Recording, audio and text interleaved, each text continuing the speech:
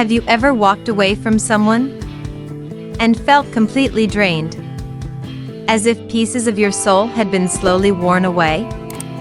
Carl Jung once said, "Beware of those who carry chaos within them, for they are always trying to spread it."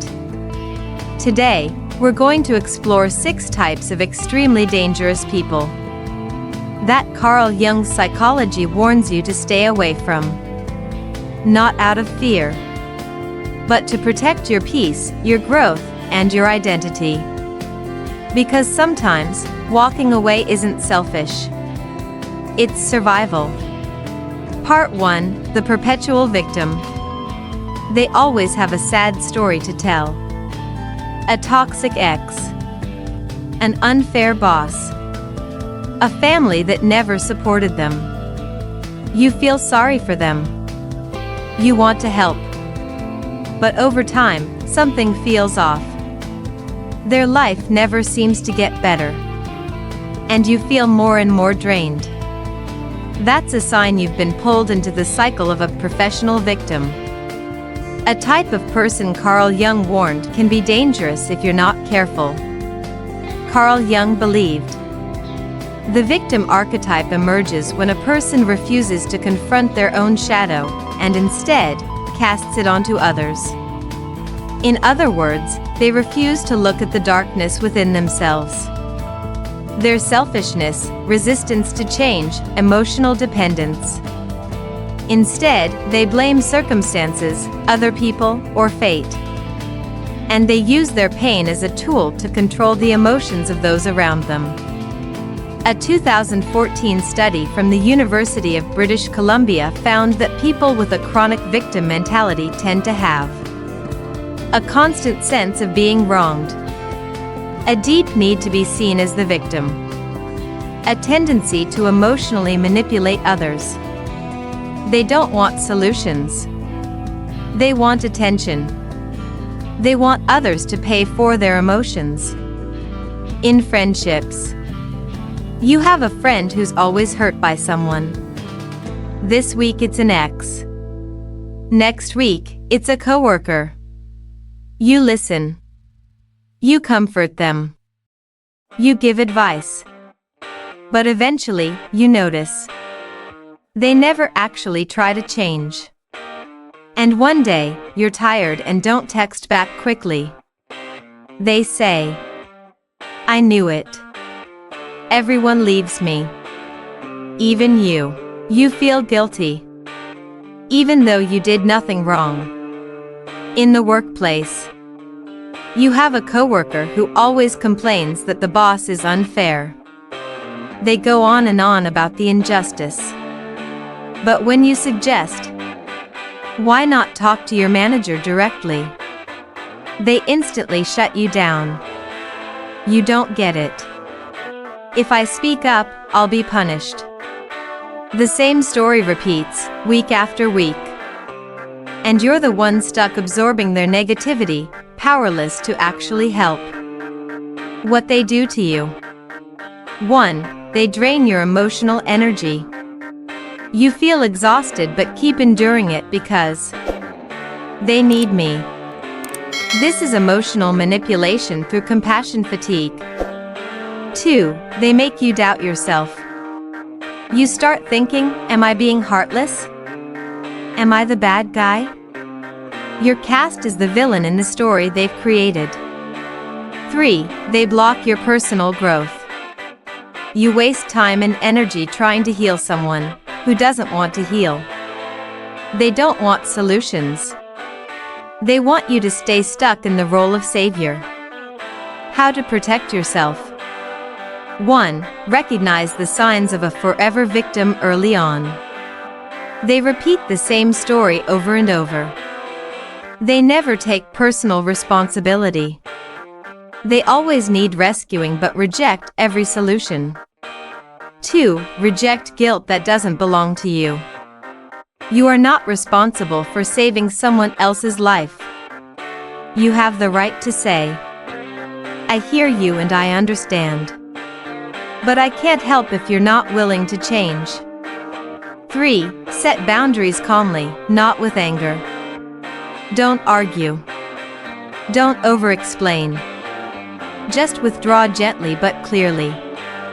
Example: I don't think I'm the right person to help you right now. 4. Choose environments that nurture, not manipulate. Surround yourself with people who take responsibility for their own emotions. Be around those who seek growth, not just someone to vent to. When you see someone stuck in the victim role, don't hate them. But don't let them pull you into a war they refuse to fight themselves. Have you ever felt trapped in a victim-rescuer dynamic? What helped you break free? The answer is clear boundaries. You can't heal someone who refuses to heal themselves. Part 2: The Narcissist. Everyone wants to be loved and appreciated.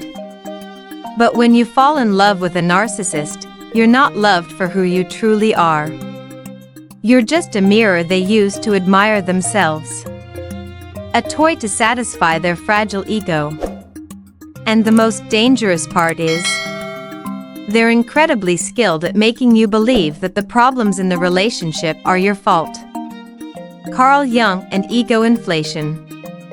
According to Jung, a narcissist is someone whose ego is excessively inflated to cover up their inner vulnerabilities, the shadow they're too afraid to confront. The more inflated the ego, the greater the inner emptiness. Carl Jung. This means they constantly have to puff themselves up to avoid falling apart. They crave admiration, praise, and control over others to maintain their perfect image. According to the DSM-5, Diagnostic and Statistical Manual of Mental Disorders, narcissists may show signs such as seeing themselves as the center of everything, lack of genuine empathy, deep sensitivity to criticism, exploiting others for personal gain. A 2015 study from the University of Georgia found narcissists often use love bombing, excessive affection, to make you feel special, only to gradually control and harm you. In relationships, you start off with someone incredibly charming, sophisticated, and seemingly caring. They shower you with compliments, to the point you feel like the luckiest person in the world. That's the love bombing phase. But then things change. All decisions must go their way. You're judged for having differing opinions. They switch from sweet to cold without explanation. They frequently say you're too sensitive or difficult.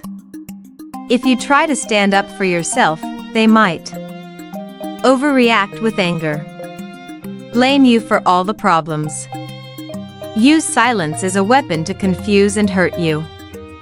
At work, your narcissistic boss may be charismatic, always portraying themselves as great and irreplaceable.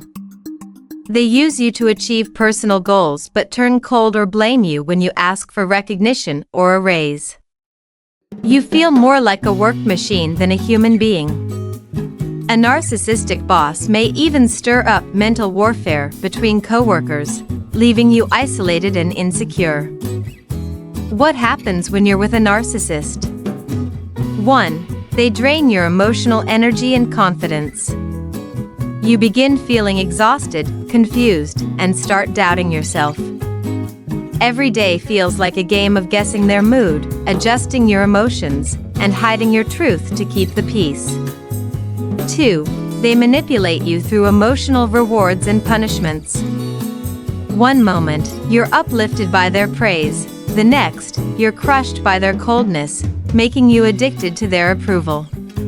This emotional control tactic is a subtle form of psychological manipulation.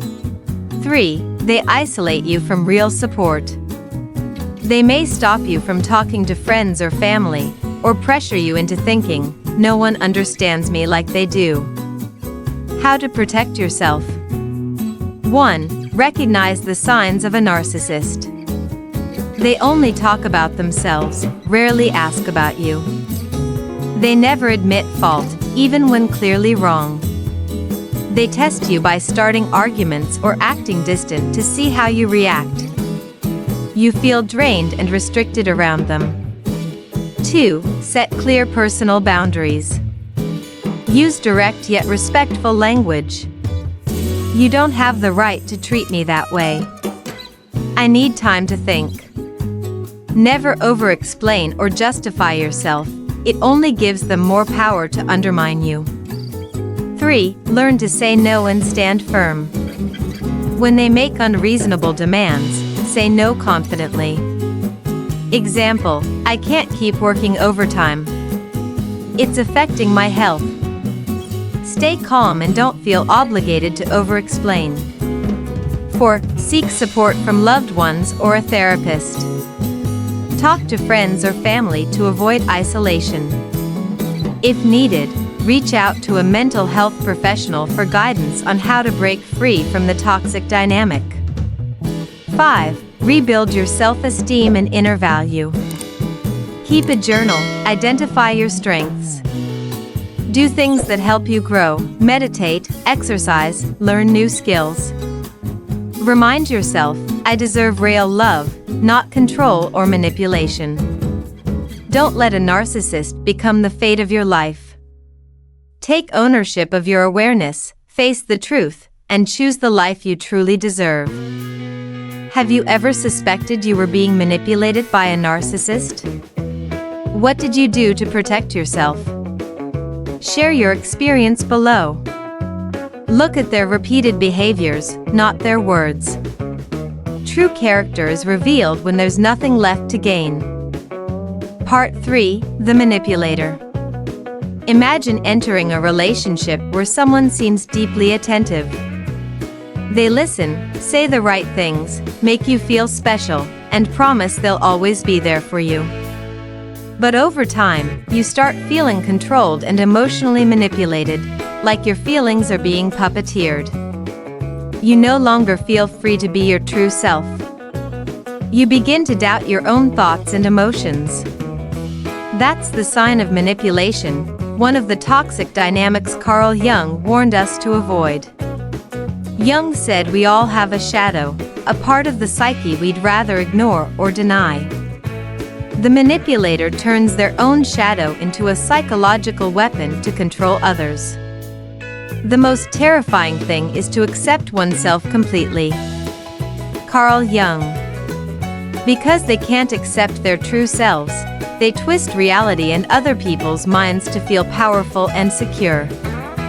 According to a 2018 study from the University of Cambridge, manipulators often use tactics like gaslighting, love bombing, and shifting narratives to gain control. Gaslighting is a form of manipulation where the victim is made to question their own memories and perceptions. Real-life example of gaslighting. You clearly remember them promising to help with a major project, but when you bring it up, they deny it or say you misunderstood or overreacted. You're left feeling confused and doubting yourself. In love. At first, they shower you with attention, gifts, and compliments, making you feel like they're one and only. This is the love bombing phase. Then, they begin restricting you, criticizing your friends, questioning your appearance, prying into everything you do. When you push back, they accuse you of being too sensitive or not understanding them. Eventually, you become dependent on their praise and validation, and they use that to control you. At work. A manipulative boss or coworker constantly changes expectations and blames you when things go wrong. They use their authority to make you doubt your own abilities, even discrediting your achievements to boost their own status. You feel disrespected, isolated, and under pressure, but fear speaking up due to threats or retaliation. Emotional consequences of manipulation. 1. Loss of self-confidence and clarity. Over time, you lose trust in your own emotions and judgment. 2. Inability to make independent decisions. You become mentally dependent on the manipulator, as if they hold the remote control to your life. 3. Psychological and physical stress. Studies show victims of manipulation often suffer from anxiety, depression, and even PTSD. 4. Relationships turn into emotional burdens. Instead of being a safe space for growth, the relationship becomes emotionally exhausting. How to break free. 1. Learn to spot manipulation. They deny your feelings or memories, gaslighting. You're always the one apologizing, even when it's not your fault. They use silence or rage to guilt trip you. They control every detail of your life. 2. Keep records and evidence. When confused or invalidated, write down events and conversations to stay grounded in reality. This helps you maintain clarity and confidence. 3. Build and defend strong personal boundaries.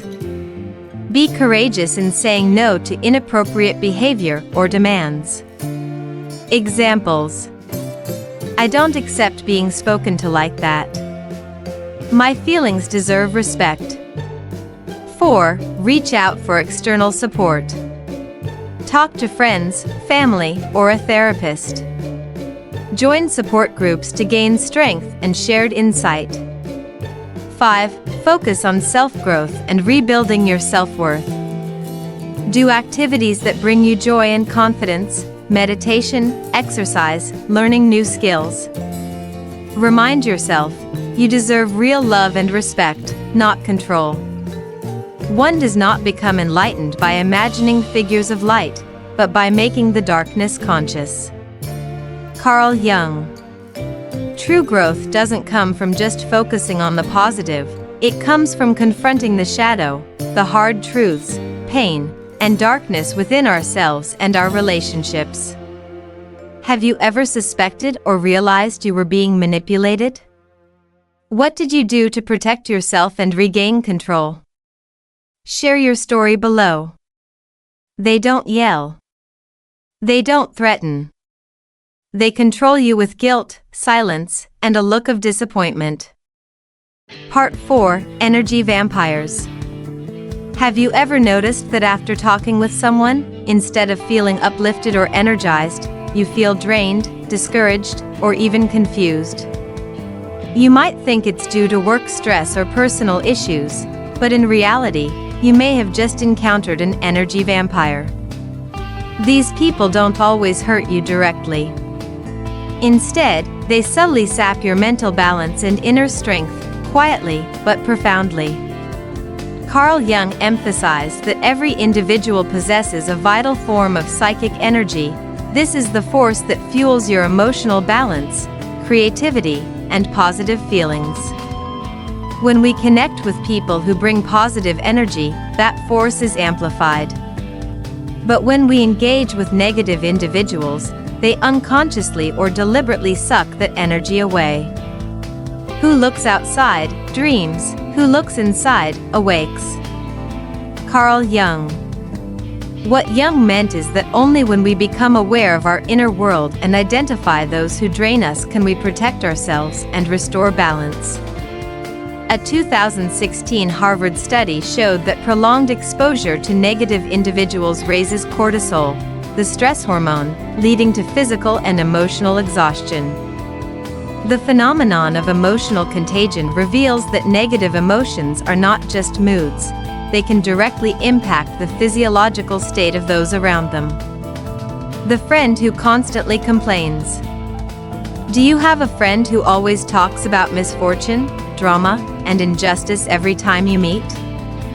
You try to console and listen, but eventually you feel exhausted, because the conversation never shifts toward a solution or positive outlook. Over time, you begin to feel depleted and even start avoiding meetups. The colleague who always grumbles. At work, there's that coworker who complains about everything: the boss, the job, other colleagues, even the weather. Their negativity turns the workplace tense. You feel pressured and unable to concentrate, caught in a spiral of pessimism. Eventually, you may even feel demotivated or consider quitting. Here's how energy vampires affect you. 1. Emotional burnout. You feel drained, lose interest in things you once enjoyed, and are more prone to stress and apathy. 2. Health impact. Chronic stress weakens the immune system, increases the risk of heart disease, disrupts sleep, and contributes to chronic illness. 3. Decreased productivity and creativity. You struggle to focus, lose inspiration, and your performance and decision-making suffer. 4. Emotional imbalance. You become more irritable, angry, or detached, negatively affecting your other relationships. How to protect yourself. 1. Recognize repeated negative behavior. They constantly complain or blame others without looking for solutions. They reject every positive suggestion or idea. They often play the victim to gain sympathy and attention. 2. Set clear boundaries.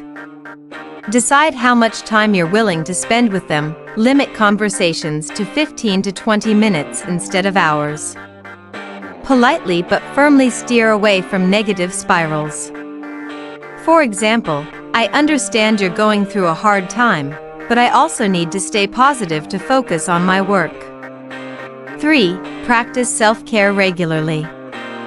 Daily meditation helps you stay centered and mindful. Regular exercise boosts positive energy and improves mood. Spend time doing things you enjoy, connect with nature, or participate in uplifting social activities. 4. Invest in positive relationships. Spend more time with people who inspire, support, and energize you. Learn to say no gently but firmly to those who drain your energy. 5. Communicate honestly but respectfully. Express your feelings openly. When we talk too much about negative things, I start feeling overwhelmed and less able to support you. If needed, suggest working on solutions together instead of dwelling on problems. You deserve relationships that help you grow, energize you, and make you feel emotionally safe. Be proactive in protecting your precious energy. Don't let anyone drain the life out of you. Protect your uniqueness. Not everyone deserves access to the full version of who you are.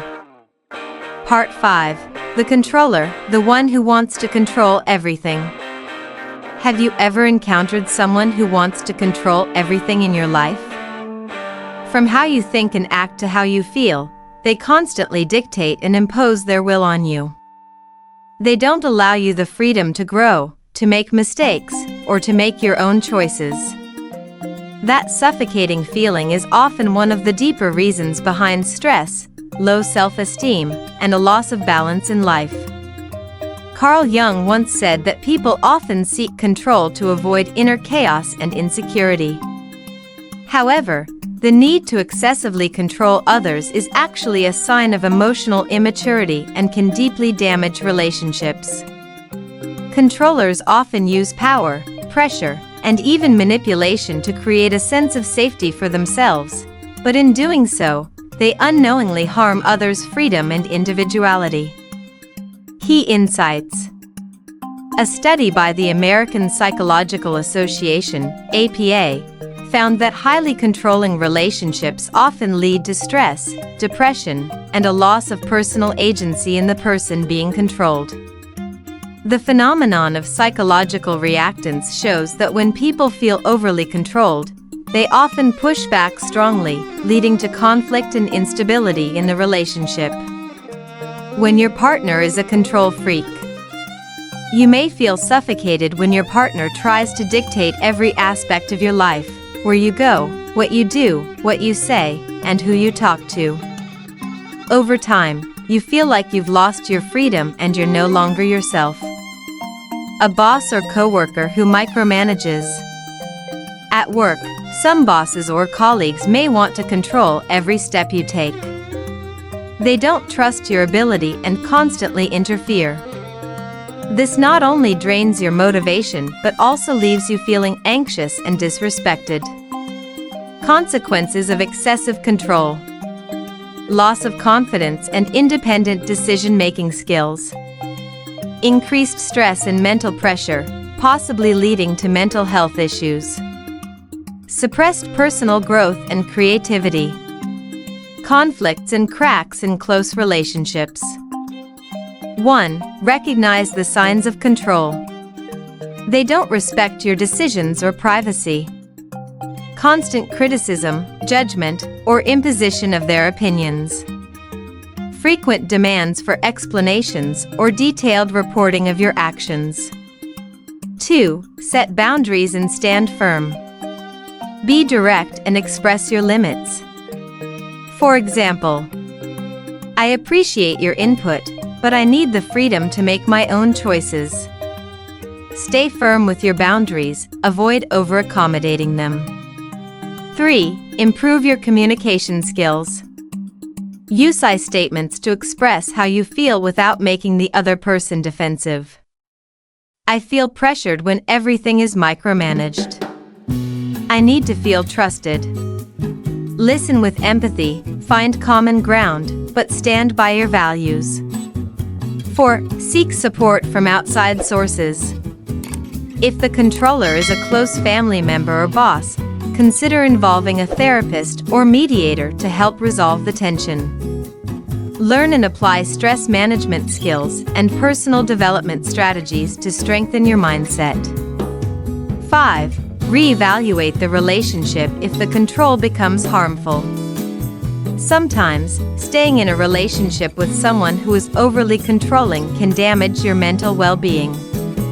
Consider reducing contact or stepping away if there's no sign of positive change. What matters most is protecting your inner self, defending your freedom, and not letting anyone else take control of your life. Have you ever dealt with someone who tried to control every part of your life? How did you maintain your sense of freedom and balance? Share your experience in the comments below. Love should never mean chaos. Section 6. The Confuser and Truth Distorter. Have you ever felt like you were losing your memory? Like you couldn't even trust your own perceptions anymore? If so, you might be the victim of a gaslighter, someone who distorts reality and manipulates you into doubting yourself, questioning the truth, and ultimately losing control over your own life. The term gaslighting comes from a 1930s play called Gaslight, in which a husband deliberately tries to make his wife believe she's going insane. Today, gaslighting remains one of the most dangerous and common forms of psychological abuse. Although Carl Jung never directly used the term, he emphasized the importance of inner awareness and staying true to one's identity despite external pressures. When someone is being gaslit, they lose their connection to themselves and easily fall into confusion and helplessness. Gaslighters use subtle manipulation techniques like denying facts, twisting information, or blaming the victim to undermine confidence and perception. According to research by the American Psychological Association, APA, gaslighting can lead to serious mental health consequences like anxiety disorders, depression, and post-traumatic stress disorder, PTSD. Studies show that gaslighting victims often lose trust in their own emotions and memory, leading to insecurity and a loss of control over their lives. In personal relationships, you clearly remember saying or doing something, but the other person completely denies it or says you're too sensitive, misremembering, or making things up. Over time, you start questioning yourself and wondering if you're overreacting, and self-doubt begins to take root. At work, a boss or coworker constantly blames you for mistakes you didn't make or denies your contributions. You feel confused, disoriented, and start doubting your own capabilities. Effects of gaslighting: loss of self-trust and diminished self-confidence. Emotional instability, high stress, depression. Difficulty forming and maintaining healthy relationships. Increased risk of developing severe psychological disorders. How to protect yourself from gaslighting. 1. Be aware and identify gaslighting behavior. When you feel confused about your memory or emotions, pause and verify by writing down events or checking with a trusted third party. Listen to your inner feelings and trust your intuition. 2. Document and save evidence. Write down conversations or questionable events to have a clear record. If possible, record audio or have a third-party witness. 3. Seek support from loved ones and professionals. Share your story with someone you trust, a friend, family member, or therapist, to gain support and an objective perspective. Join support groups for gaslighting victims to learn self-protection strategies. 4. Practice self-affirmation skills. Daily, remind yourself of your truth and self-worth. For example, I clearly remember this, and I have the right to feel the way I do. Develop mental self-defense skills like meditation, journaling, and positive mindfulness. 5. If needed, set boundaries or leave the toxic relationship. If the gaslighting continues without change, consider reducing contact or ending the relationship to protect your mental well-being. Understanding yourself and identifying external manipulation is the first step to holding on to your truth and reclaiming your inner freedom. Emotional safety is not a luxury. It is a necessity in any healthy relationship. Carl Jung didn't teach us to hate others. He taught us to understand ourselves, so we know who deserves a place in our space. Yes, everyone has a shadow side. But the difference is, some are trying to heal it, while others are just hiding it. You don't owe anyone your peace. You don't have to stay where your inner light is being dimmed. Protect your energy. Protect your story. And above all, protect your journey of becoming your true self. If this video resonates with you, please hit subscribe and share it with someone who needs to hear it. Because we're all trying to grow, but we can't evolve if we're surrounded by people who only want to keep us stuck in our old version. If you found this video helpful, please like, subscribe, and turn on notifications so you don't miss future insights on applied psychology. Comment below. Which of the 6 types have you encountered, and how did you deal with it? Let me know if you'd like this formatted as a video script or audiobook narration.